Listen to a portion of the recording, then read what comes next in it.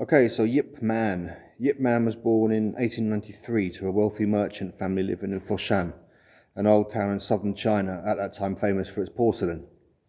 Yip Man began learning Wing Chun Kung Fu. Beautiful Springtime is the most common translation, though there are others such as Forever Spring, age 6, learning from a teacher known as Money Changer Wan. Money Changer got his name through running a coin changing stall, building up his muscles by carrying around large bags of coins and, presumably, practicing his martial arts by beating off the odd would-be mugger or two. So strong was he that it was said he could put a copper coin in the palm of his hand and bend it in two. Before Money Changer would consent to teaching Ip Man, he first demanded that the young child pay for a series of lessons in advance and in silver. So startled was Money Changer when Yip Man managed a seemingly impossible feat that he dragged the boy round by his ear to his parents, convinced that this lad had stolen the money. The parents, however, convinced Money Changer that they'd given the son the money, only too pleased to encourage his fledgling interest. Yip Man began by learning Wing Chun's forms, solitary exercises that teach the student balance and self-awareness, while also imparting the particular movements necessary for Wing Chun. This style of Kung Fu was originally formulated by a woman, in fact by a physically slight abbess named Nuk Mui, and so the emphasis was rather more on timing strategy and such things as low kicks to the knees, than on brute force and energy-sapping kicks to the head. Age 13, Yip Man was making reasonably good progress when Money Changer, who had just a couple of years previously suffered a stroke, was taken seriously ill. Before he died, Money Changer requested that another teacher, Nuk Chong Sok, continue training his teenage protege. Age 16, Yip Man moved to Hong Kong to study English at St Stephen's College. There his classmates, well aware of his martial arts prowess and readiness to have a scrap at a moment's notice, usually with Western students, to whom legend informs us that he never lost, dared him to mix it with an older man of some fighting repute who lived on a fishing boat anchored in Hong Kong Bay.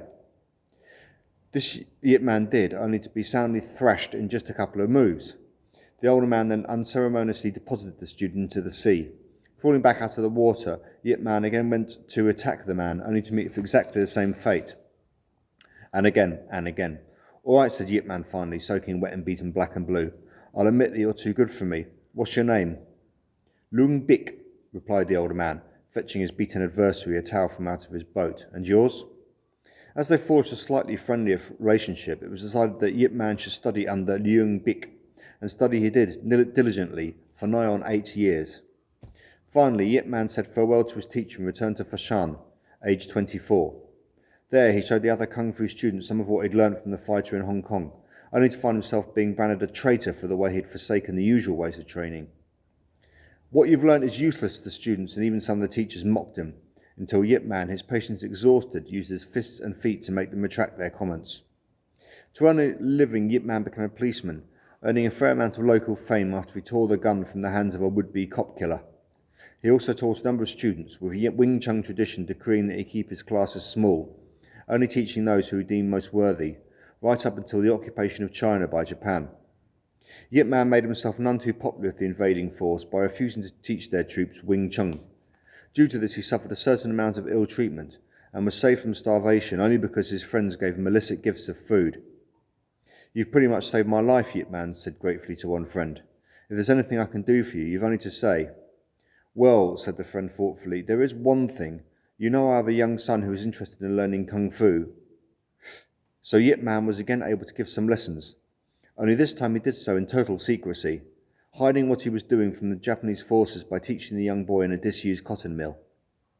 In 1949, repulsed by the rise of communism in China, Yip Man returned to Hong Kong, first staying for a short while in Macau, where in Kowloon he opened a Kung Fu class specifically for restaurant workers. Money problems, he had for a time something of a gambling addiction, forced Yip Man to change premises several times, and accept those who weren't in the eatery business, but slowly things improved. From 1954 to 57 he had one particularly diligent pupil who trained almost daily. This earnest, bespectacled young man was called Lee Sui Lung, later to become known as Bruce Lee. But other students of Yip Man's also went on to become well-known martial artists, and they were all quick to praise their aging teacher for all he'd done for them and for Kung Fu in general. Because of this, by the time Yip Man died of throat cancer in 1972, he'd earned himself a certain amount of fame. Through times of trouble and tribulation, he doggedly continued to teach Wing Chun Kung Fu, in process becoming the one man, Bruce Lee, who was otherwise entirely self-taught, ever accepted as a teacher.